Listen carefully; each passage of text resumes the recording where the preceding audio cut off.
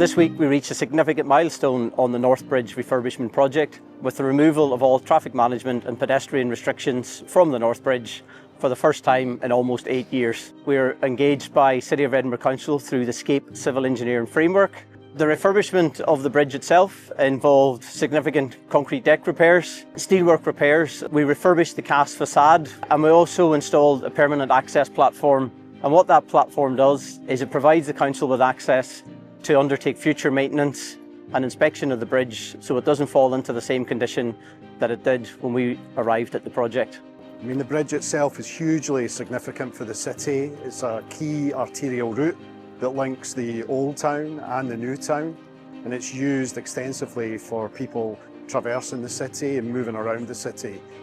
Having the bridge open fully enables that to happen much more efficiently, and it will be a huge benefit for residents and visitors, especially as we head into the very busy summer festival period.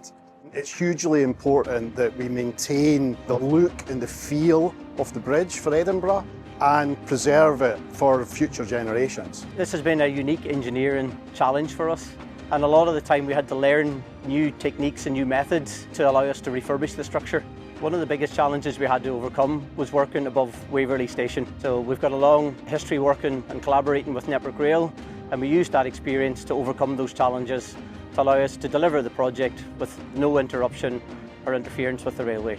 It's not just a milestone for the project this week, removing the traffic and pedestrian management. It's a milestone for over 4,000 people that have been involved in the refurbishment over the course of the project. And from the site team as well, part of the legacy has also been the engagement with the local communities, local schools, colleges, universities, and sharing the learning that we had on this project for future generations. It's been a hugely complex project that hasn't been without its challenges, but I've been really impressed with how the team at Balfour, Beatty and the council officers have worked through those problems.